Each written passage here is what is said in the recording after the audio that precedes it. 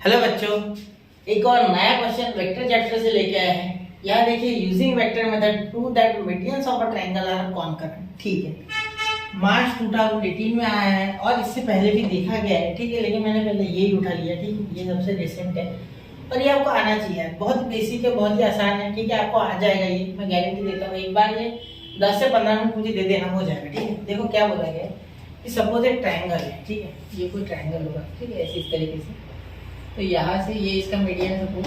ठीक है, एक मिनट, यहाँ से ये इसका मीडियन मिड पॉइंट है और यहाँ से ये इसका मीडियन है। ठीक है, ठीक है, तो ये हो गया बेटा सेंट्रोइड। क्या हो गया? सेंट्रोइड, जो हम जानते हैं जी, इसे हम जी से बोलते हैं। जी हो या जी, ट्रायंगल का नाम दे देते ए बी सी। यह बोल देता मैं डी ई और यह लिखता है। ठीक है, यह एक काम कर, टेक्स्ट में शायद ऐसा दिया है तो ऐसे लिखते हैं। ठीक है, जिससे कि आपको रिलेशन में आसानी हो।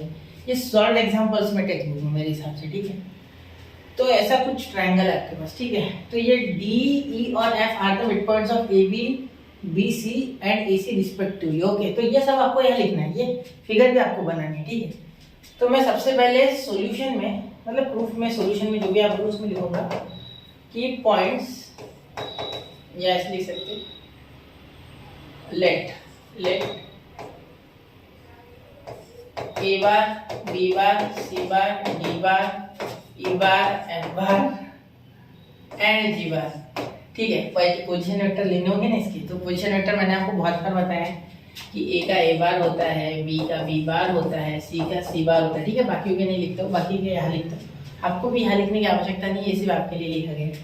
ठीक है, आर द पोजीशन वेक्टर्स, ठीक है, ऑफ पॉइंट्स, कैपिटल में लिखो A B C D E F and G. ठीक है, तो यहाँ देखिए, G is the centroid. G क्या बच्चा?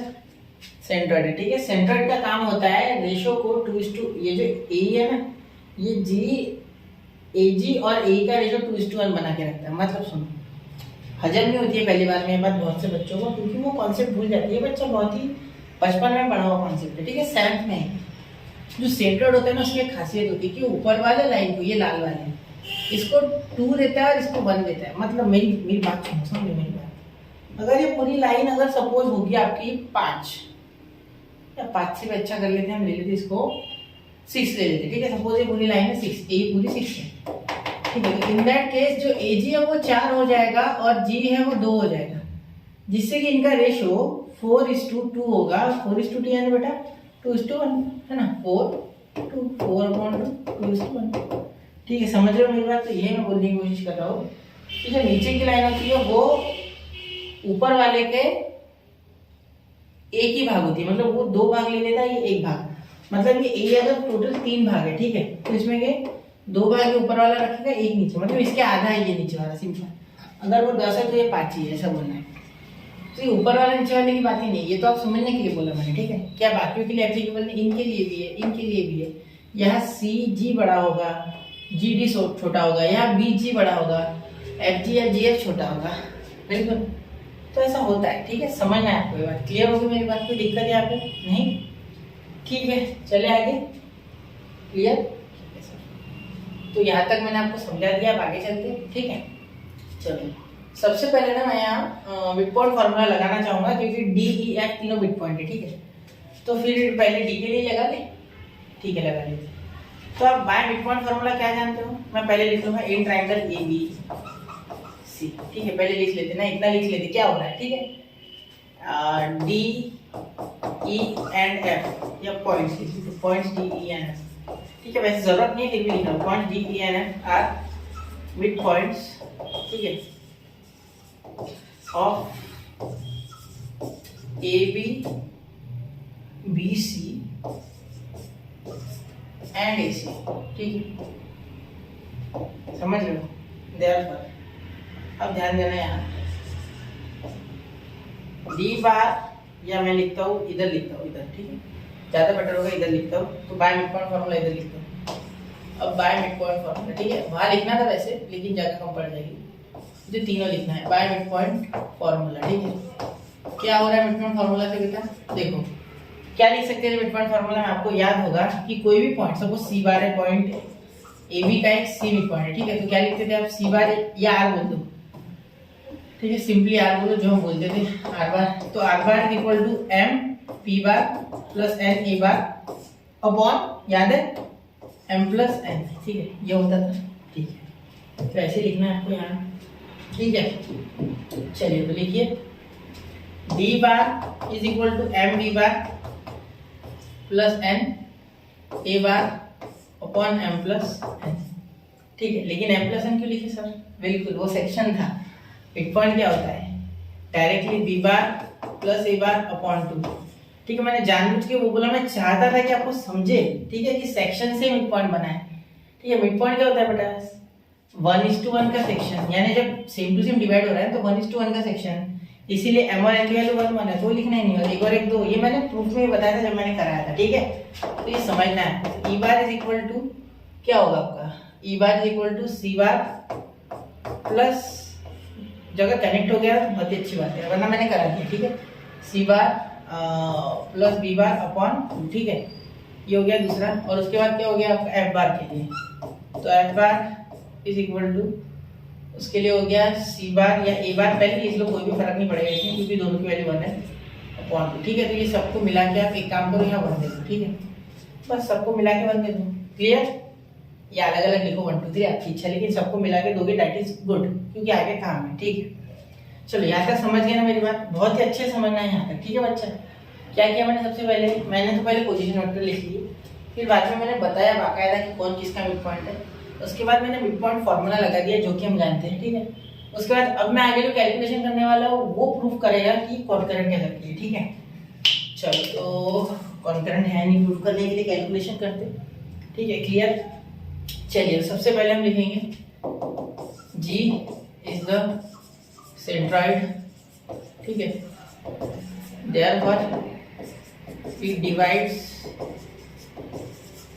in the ratio, क्योंकि प्रॉपर्टी है इन द रेशियो, ठीक है, रेफरेंस लिखता हूँ रेशियो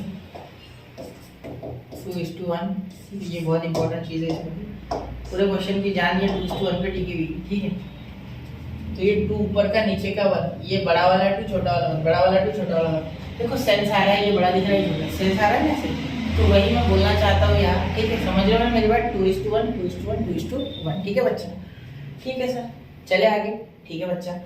तो देखिए अब हम क्या करेंगे, यहाँ लिखेंगे बाय सेक्शन फॉर्मूला। अब मैंने सेक्शन क्यों लिखा, ठीक है, मैं सेंट्रोइड क्यों नहीं लगाया ये पहले सोचा होगा आपने ना, तो सेंट्रोइड लगाइए क्या ही कर लोगे बेटा, सेंट्रोइड लगाइए क्या होगा, ए बी सी साथ में आ जाएंगे, वो थोड़ी चाहिए हमें, तो उन्हें किसी तरह जोड़ना है ना, तो कुछ ऐसी चीज ढूंढो जो अलग है और वो साथ में इंटरसेक्ट हो जाए लास्ट में, तो मैं इसलिए सेक्शन लिख रहा हूँ, समझेगा आप? तो रुको 2 मिनट रुको, सारा बता दो, सारा माजरा समझ में आ जाए। देखो ये सी बार है, सॉरी जी बार है, जी बार इज इक्वल टू, ये 1 है और ये 2 है, ठीक है। इसका मीनिंग क्या हो गया है कि m कितना है? 2 है, ठीक है, तो 2 के साथ ये e बार आएगा, बिल्कुल, प्लस 1 के साथ ये a बार आएगा, 1 a बार अपॉन 2 + 1 3। तो यहाँ देखिए बेटा, यहाँ ये जो जी बार है, ठीक है,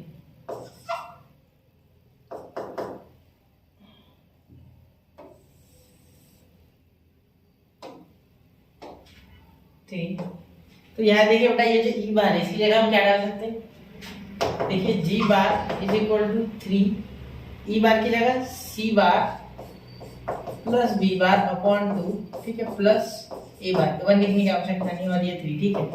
अब देखिए 2 2 कैंसिल हो जाएगा, तो क्या बचेगा? जी बार इज इक्वल टू, ये ए बार आगे ले लो, प्लस बी बार सीधा लिख लो, और सी बार अपॉन 3, ठीक है, ये आपका नंबर 2 हो गया, ठीक है। जरूरी, इसे जरूर नंबर 2 देना बहुत जरूरी है, ठीक है।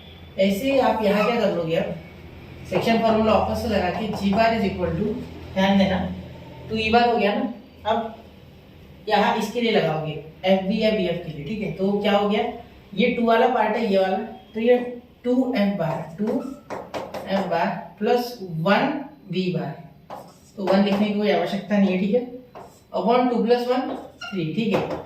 तो अब एफ बार का लिख लेते, तो क्या हो जाएगा एफ बार का?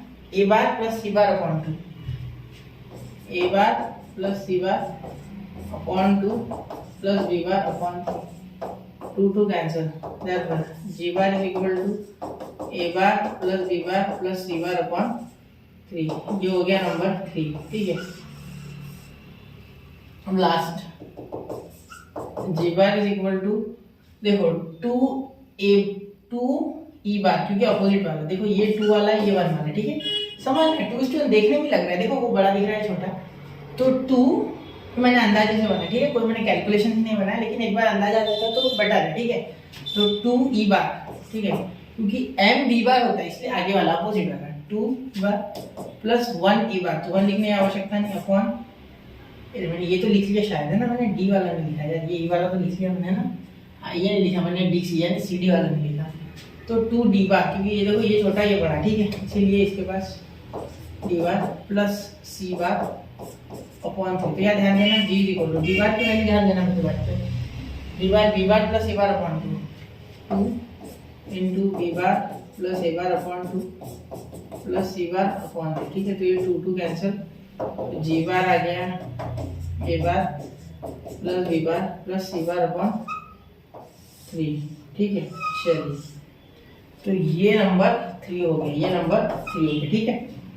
थोड़ा सा इसे नोट करना बेटा, यहाँ रुकना 1 मिनट, यहाँ रुकना, ठीक है, 1 मिनट जरूर रुकना, मैं रिकमेंड करूंगा आपको रुकने के लिए, और इस बात को थोड़ा डाइजेस्ट करना, ठीक है, डाइजेस्ट, एकदम से पचेगी नहीं बात, तो डाइजेस्ट करना इस बात को कि क्यों मैंने ऐसे लिखा हुआ है, ठीक है, ये आपको समझना चाहिए। ये अगर समझ गया ना तो फिर तो क्वेश्चन आ गया आपको, ठीक है, ऐसे समझ लो, फील आ जाएगा, ठीक है। तो ये देखो मैंने एक ही आंसर निकाला तीनों में, 2 3 4 पे, 2 3 4 ये नंबर 4, ठीक है। तो इसीलिए मैं बोल पाऊंगा कि फ्रॉम 1 2 3 एंड 4, यहाँ मैं रेड पेन से लिख रहा हूँ, देखो यहाँ लिख रहा हूँ मैं रेड पेन से, therefore क्या लिख रहा हूँ फाइनल आंसर, फ्रॉम 1 2 3 एंड 4, या 2 3 4 लिखो सिर्फ, ठीक है, कोई दिक्कत नहीं है, 1 लिखने की आवश्यकता भी नहीं, क्योंकि 1 तो यहाँ यूज हो गया ना, फ्रॉम 1, यहाँ फ्रॉम 1 लिखना, यहाँ फ्रॉम 1 लिखना है, भी फ्रॉम 1 लिखना, ठीक है, मैंने ये लिखा। therefore we can say that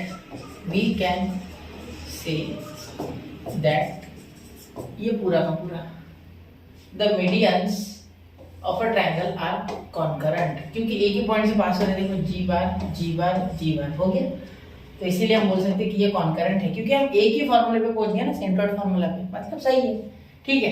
तो नोट कीजिए बच्चा 1 2 एंड 3, ठीक है, नोट तो आप बुक से भी कर लोगे, लेकिन समझना जरूरी था, तो वो मैंने आपको फील दिलाया है, ठीक है।